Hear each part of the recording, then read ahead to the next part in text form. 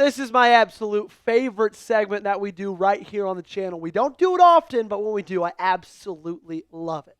Because today, I'm going to answer your questions. This entire show is built from the Cheeseheads, built from Packers fans. We put out a community post asking you guys to give me questions. You responded, and that's everything we're diving into today. Speaking of that, if you want to be featured on an upcoming mailbag, make sure to subscribe to the channel and also keep tabs on our community. Keep tabs on our daily posts because every now and then we'll put on a mailbag call. That's when you get those comments in, but you'll miss that if you're not subscribed. Coming up first from Brown Chicken 1314, a guy who's been in these mailbags a lot. What do you think Matt Lafleur's future with the Packers if we go one and done in the playoffs? It's a very, very good question, a very, very interesting question. I think that's a question that's been on the mind and hearts of a lot of Packers fans recently, especially given the clock management issues against Dallas in Week 4. Now, I'm not going to be here to tell you, hey, look, if we go one and done, he's gone. But I think with the new, front office coming in, I think it's at least something to monitor. We know that Brian Gutekunst and Matt Lafleur, they're getting to the end of their contracts. And if he continues to show a lack of success in the postseason, then I'd not be surprised one bit if Ed Policy just decides to move on. Because over the last 6 years, he's been the head coach of the Green Bay Packers. They've had a ton of regular season success, right? 69, 34-1. That's the overall record. But the playoff record is only 3-5. And so to go back to your question, I'm not 100% sure, but if that happened, the Packers go one and done. They go 12-5 this year, one and done in the playoffs. Would not be surprised one bit. Brown Chicken 1314 if Matt Lafleur is sent away. Up next, we got Aaron Rodgers. Who are your top free agent targets for the Packers right now? Great question, Aaron. That's the thing about free agency is there's just not a ton of really great players left because if there were a ton of really great players left, they'd be on teams. You know what I'm saying? There's a reason that they're free agents. And I think the two strongest free agent position groups right now, or maybe the three, is like running back, linebacker, and safety. And those are the three you need the least, okay? But if I had to give you 5 names, if I had to give you 5 free agent targets, these are the ones. I'm going to give you 2 offensive linemen. I'm going to give you 3 quarterbacks. Number 1, Shaq Mason. I think you got to look at interior depth with everything that's going on with Aaron Banks. Ever since he's been to Green Bay, ever since training camp has started, he really hasn't been able to be healthy. Jedrick Wills is another one to keep an eye on. I don't think he's that great of a football player, but with what's going on with the offensive tackle health with Zach Tom in and out of the lineup. Now, Darian Kennard did great, but who knows? Maybe they take a shot with Jedrick Wills. Kendall Fuller, and then Asante Samuel Jr., and then Stephon Gilmore. Those are the final 3 I'm going to leave you with, 3 in that cornerback position. Look, I think all 3 of those guys can play ball still. Stephon Gilmore, he's a little bit older, but he was good with Minnesota last year. And we all know that this cornerback room showed its deficiencies against Dallas.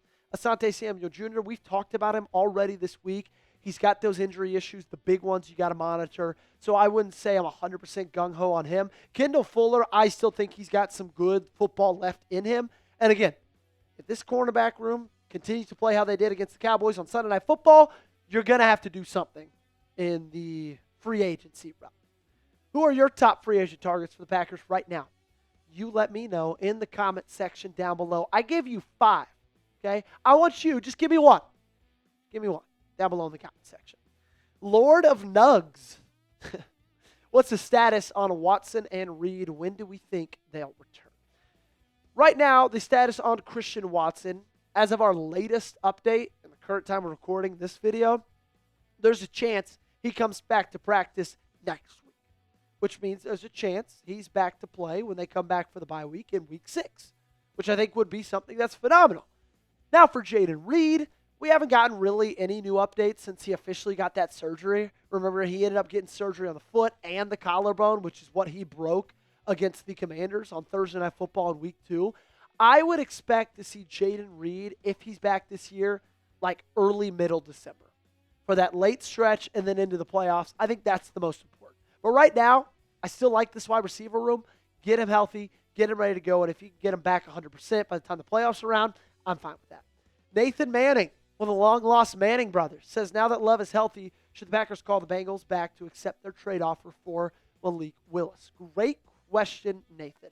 If you'll remember, the Bengals, it was, made official by Easton Butler back after Joe Burrow got injured. The Bengals made calls on Packers quarterback Malik Willis. Now, apparently, they were not offering anything higher than a 6th-round pick, and so Ryan Gutekunst did the correct thing of saying no to that offer.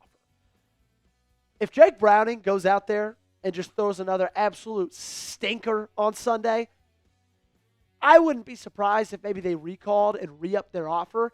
And if it gets up to a 4th-rounder, I would think about it. Look, I love Malik Willis, but he's probably not going to be on this team this next year. I like having him as an insurance policy, but if you can get a 4th-rounder for him, I'd at least listen, okay? I'd listen pretty intently. Be honest, should the Packers trade Malik Willis? Give me a yes or give me a no in that comment section down below. Weigh in with your answer. How interested are you in dealing the backup quarterback? Just before we get on, I got to tell you guys about our awesome sponsor, my favorite sponsor, actually, on today's show. It's our friends at Underdog. They're rolling out their best deal yet, okay? If you download the app today and sign up with promo code Packers Report, you score $100 in bonus funds when you play your first $5. Football season is in full swing, and Underdog is the best place to get in on all the action. Playing on Underdog is easy. Just pick whether your favorite players go higher or lower on stats like rushing yards, receptions, touchdowns, and more. Get your picks right, and you can win up to 5,000 times your cash. Download the app today and sign up with promo code Packers Report. Score $100 in bonus funds or entries when you play your first $5. That's promo code Packers Report. And I got to shed some light on me absolutely dominating my Underdog lineup for Sunday Night Football. I had the higher on Dak Prescott pass yards and rush yards. They gave you at 0.0. Sometimes they give you those massive discounts. You got to take advantage of it when you do. Matthew Golden, higher first quarter receiving yards. Jordan Love, higher passing yards. Guess what? Over $100 made on this alone with our friends at Underdog. So again, download the app today. Sign up with promo code Packers Report. Score $100 in bonus funds or entries when you play your first $5. That's promo code Packers Report. Millions of fans have already won billions making picks on Underdog. Will you be next? Underdog. Make picks. Win money. Must be 18 or older, 19 or older in Alabama and Nebraska, 19 or older in Colorado for some games, 21 or older in Arizona, Massachusetts, and Virginia, and present in a state where Underdog Fantasy operates. Terms apply. See assets.underdogfantasy.com/web/playing terms _DFS_.html for details. Offer not valid in Maryland, Michigan, New Jersey, New York, Ohio, and Pennsylvania. Concerned with your play? Call 1-800-GAMBLER or visit www.ncpgambling.org. In New York, call the 24/7 Hope line at 1-877-8-HOPE-NY or text HOPE-NY to 467-369. Shrek in a nutshell? New shell? Awesome name. 4017. Not only are our chances to advance to the playoffs look bleak, but if the Packers continue to play this way, do they miss the playoffs? Well, if they continue to play like they did against Cleveland and against Dallas, yeah, maybe. Still probably not. I still think you're good enough. But I want to tell Shrek and everybody else that's watching this, we need to take a breath, okay? We may be overreacted after the first 2 weeks of the season. We all thought this team was going to go undefeated. But we're also overreacting after the final 2 weeks of this season.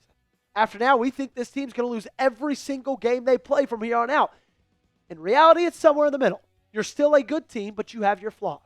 You'll win some games. You'll win a lot of games. You'll lose some games. Some games you're not supposed to. But to say that it looks bleak for them advancing in the playoffs, I think that's a little bit of over-dramaticism. And to say that they might miss them, unless something catastrophic happens, I don't think that's possible. How long does it take to kick an extra point from Paul Upo 756? Look, man, Bisaccia has got to go. He has got to go.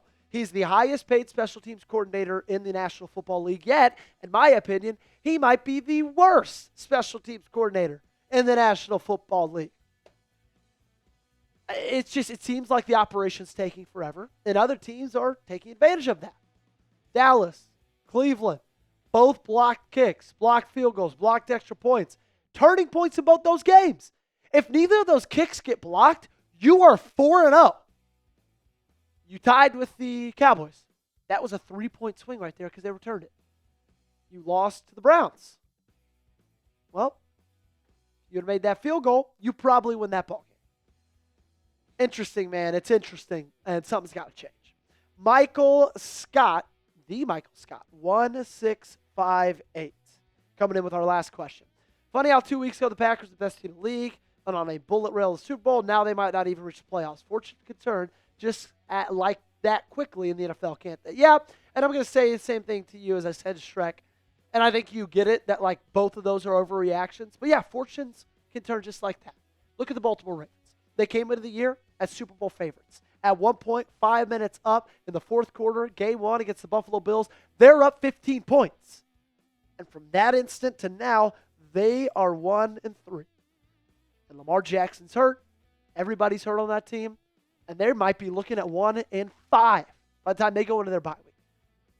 Things can change on a dime, man. Los Angeles, they were looking good, undefeated. They go to New York, they lose. Where the hell did that come from? This is just the National Football League. They're all professionals. You can win any game you play. You can lose any game you play. What do you think the percent chance is that the Packers make the playoffs? Scale it 1 to 100 down below in the comment section. I still think it's good. Like, I'm still going to give it like an 80% chance, honestly. You might disagree, though. If you do, tell me down below in the comments. That's going to do it for today's show. Twitter, Instagram, Joey Petersen 8. You know where to find me. I'll also put those links in the comments and description. And if you haven't subscribed yet, you got to make that change today. Does not cost you a dime. All it takes is one click. I hear you actually burn calories clicking a mouse. Test it out.